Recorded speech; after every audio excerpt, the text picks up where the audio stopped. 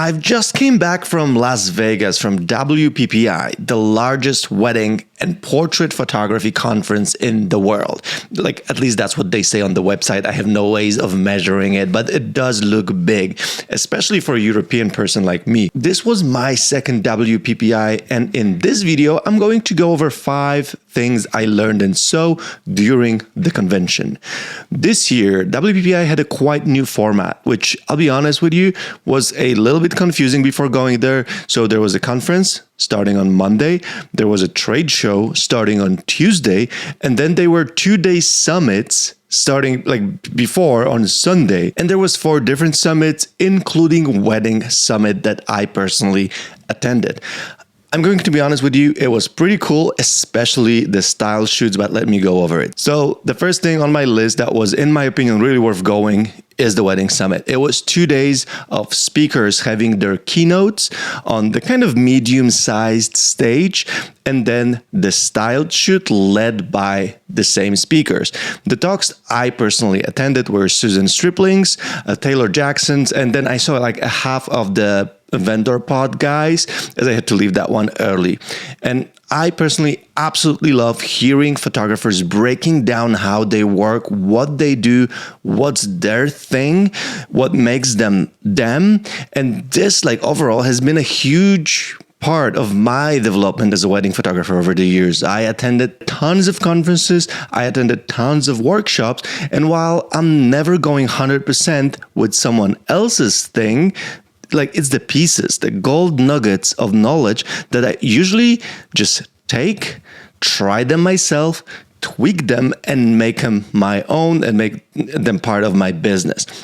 From these particular talks at the Wedding Summit, I actually really liked how Susan Stripling showed her off-camera flash techniques. I've never seen her live before. So she's mostly using flash without any modifiers and getting the results she wants by simply changing the position of the light, to different places. I personally rarely do it because I'm usually on my own without assistance, without a second shooter. So I usually hold the flash in my hand. And because of that, I cannot move it way back. So I have to use some modifiers. But like with tripod, it's definitely something I want to try myself for my future weddings. Second thing that was really cool was hearing and watching Taylor Jackson going over his hybrid photo video coverage. I've heard that talk before on one of the Way Up North events, and I know the hybrid coverage for Taylor is a huge boost for his business marketing. And I believe it 100% that if you can make it work, it's going to work for your business.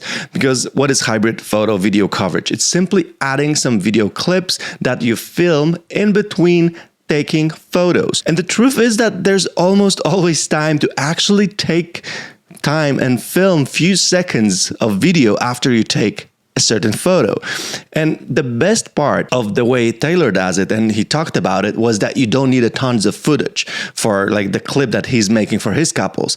If you shoot 50 or 60 frames per second, you can simply play it in slow motion. And then for a 3 to 4 minute clip, you actually need just 2 or 3 minutes of actual footage, which I think is easily achievable for almost every wedding photographer. You just need to try this, because if you have never done this, it's gonna feel weird, it's gonna feel hard, but I highly encourage trying just for yourself. Maybe on your next wedding, see if it's manageable for you. See what kind of output you can create from those clips, and then try offering this to your clients. Next, really interesting part of the Wedding Summit was also the style shoots, and oh boy, these were the biggest style shoots I have ever seen. There were tons of couples, tons of other models playing couples, parents, guests, so you could actually take photos that looked like a real wedding, and that was very impressive. I was there helping out Taylor because he was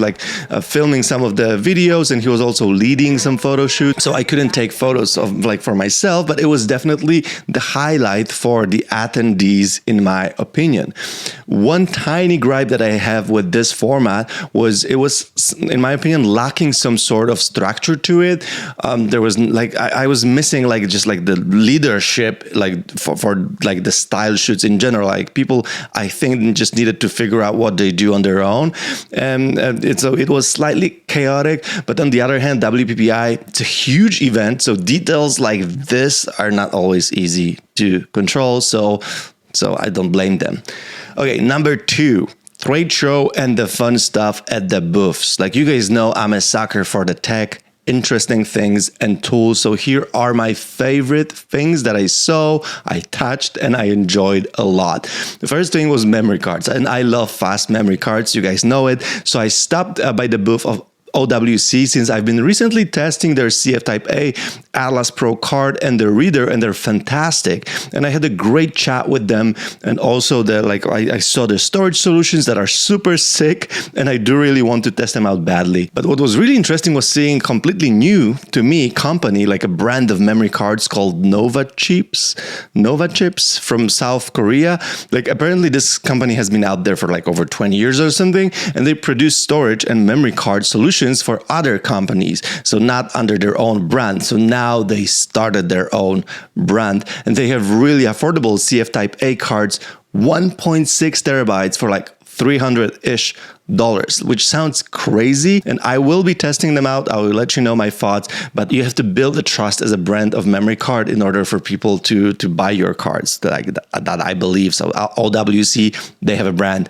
Nova Chips, they don't have a brand yet. From the companies I knew, and it was just great opportunity to meet them, to hang out with them, hang out with the people that are working there. I stopped by a few booths, including Social Templates, which makes these reel templates for Instagram, so you can create the reels in just few seconds. And this is like total game changer if you want to up your reel game. I highly recommend that. It was great. There was tons of creators like at their booth. There was like Lindsay talking. There was like Jeff Chang. There was like a bunch of us basically hanging out around the booth, because like we've met Angela, the owner of Social Templates, like a year ago, and we kept in touch. Then Focal, Magic, you know this guy? which is part owned by Taylor Jackson, my buddy, and they've been running this impressive program called Ignite for wedding photographers, and they are killing it. So like the program is about running the ads for wedding photographers and then having studio managers to follow up on the leads. And I'll be honest, like from what they say and from the feedback that I've heard from photographers that are in the program, it's working. Like they're booking weddings. People are like going full-time wedding photography thanks to Ignite, because I feel like this is something that most of photographers actually struggle with, like the marketing part, like how to actually book weddings, how to follow up on leads. Like photographers are really bad at selling stuff, so Focal is really good at selling stuff, so they will do it for you, of course, at a price. If you want to check it out, the link is in the description. Also, I stopped by the booth of Narrative, this was their first WPPI, first time having a booth at WPPI, and I've known and I've used Narrative for years. I've actually met James, the founder of Narrative, back in, I believe, 2016 in New Zealand, like before he even started Narrative, so we've been friends like forever. And the Narrative, as you know, I use it for calling. This is a calling software with the AI recognition of the faces, and just really amazing, and there's a free option if you want to try it out. Also, I'll link this in the description. And the same goes for Imagine. Imagine has like huge booth. I use them for my AI editing. So there's a bunch of my friends were there, and we even had like a kind of impromptu wedding of one of our friends, Anna from Imagine, that was shot by Fer Juaristi and Chris Denner, so amazing duo. And I guess you'll see that on Taylor's Jackson's YouTube channel soon, but it was super fun. It was also my first time ever seeing Wondered backpacks in person, and I freaking love them. Like I kind of don't know how I missed them in the past, because they're really nice to touch, and I love the funky color options. You guys know I'm colorful. I love colorful stuff. So these backpacks definitely caught my eye, caught my attention. Very my style. I hope to be able to test them out soon. Also, Aperty had a booth there, and amazing Julia Trotti and Dan were there. So it was great meeting them and actually hanging out with them over the course of the entire convention. And Aperty is the software that I use to for skin retouching that I don't do much, but if I do it with Aperty. One last booth I want to mention was Hobolight, and I've seen them last year, and oh man, like these lights, they look beautiful in person. The only thing I'm thinking is that you never see the light in the actual, like when I'm filming myself now, you don't see my light. It's right here. So like, does it matter if it's beautiful or not? Like it could be like for years, I actually used this 10-year-old like light here. I recently swapped to Sirui, like the smaller one, but like the light is light in terms of the output. You know, you have a soft box, you have something like, so I just wonder, does it make sense, you know, to have a beautiful light? I guess, you know, for aesthetics, or if you want to, you know, touch nice things, I guess. So I don't know, you guys tell me, what do you think about like beautiful light that you will never see, but you will like kind of operate it, I guess. So yeah, overall trade show, I absolutely loved it. I absolutely loved going around the booth, seeing some studio setups, gears, tools. Highly recommend that part if you ever consider coming to WPPI. And with that actually comes my point number 3, which is networking. Events like this is like our amazing opportunity to connect with other people and to connect with people behind the brands as well. So this has been another huge boost in my career, going to events like this for years and just being able to talk to other photographers, to hear what do they do, what do they struggle with, exchanging contacts. Because we as wedding photographers, we often work alone. So like meeting other people that struggle with the same things is just it's a beautiful thing. And you know, you can plan shoots together, you can refer each other. If you're booked for a wedding, you can refer someone else. So like, amazing. And then on top of that, you can connect with brands and people behind the brands. So like for me, like I'll give you a few examples. Like years ago, I met like the founders of PicTime, like when they were kind of starting out to be a big in our community. They were not at WPPI this year, they were the last year, but I met them 8 years ago, and now we're still work together. They are a big sponsor of my channel. We do collaborate on multiple projects. We see each other a couple times a year at events. I personally know the founders, and it's just like amazing thing to know the people behind the tools that I absolutely love using. And they also love taking feedback. Like every brand, like people behind the brand, they love taking feedback from the actual users. So being able to have personal connection like that and just have a communication and then maybe see them changing because of your feedback, amazing. It's a huge value, and I believe it's really worth connecting with those people like behind the counters of these companies if you ever go to an event like this. Point 4 kind of ties in with this because I'm not sure how exactly this happened, but one of my favorite things was ending up at the Visco party. Like, you remember Visco? Like the OG preset brand, film look simulation presets. Then there was Visco keys, like the keyboard shortcuts for Lightroom. And then they switched the entire business model to the app and kind of disappeared like from most of the wedding photographers. They became they became something different.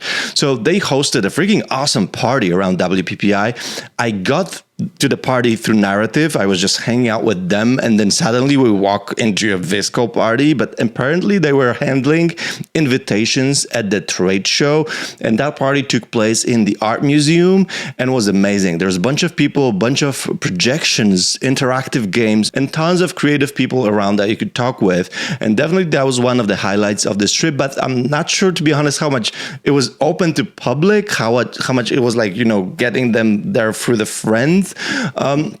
So not sure if it's like a WPPI thing or, you know, but maybe you should go to WPPI because you might end up at a party like this. And the final cool thing I attended and was open to attendees, obviously, were photo walks. Photo walks are like, you have to purchase as like a special ticket to be able to go on these photo walks that are led by some photographers. So one was Taylor Jackson's photo walk about hybrid photo video, which was really cool because attendees you like could see exactly how he does it. I use the 35 to 150 a ton. It's like my number one like ceremony lens. Like just follow him around. There was a model, there was a bride, and like he was shooting and he was explaining what he's doing. Okay, he was doing like, oh, I'm now doing video. Now I'm doing photos. This is how I do videos. This is how I do photos. It's like amazing to be able to see how someone work. And then the second one I attended was Jason Vincent's, and I'll be honest, like if you have ever chance to attend Jason's photo shoot, you definitely should, because he has a very distinctive style of shooting, like experimenting with light, experimenting with flash. And for example, the first photo that he shot at that photo walk was literally using a mirror in a hallway to bounce the light off of that mirror to the opposite wall when he positioned the bride. And like people were mind blown. Like if you would see like the people's faces when he did that, it was crazy. And then it was really great seeing him play with harsh light when we went out of the building, and he absolutely loves it. And most of photographers actually do struggle with harsh light and are afraid of harsh light. So these are some of the results from his photo walk, and it's 100% great experience. Like always, if you get a chance to see someone shooting, and especially someone that you admire, go check it out. Overall rating of WPPI, you should come next year, and I hope I come too, so we can hang out.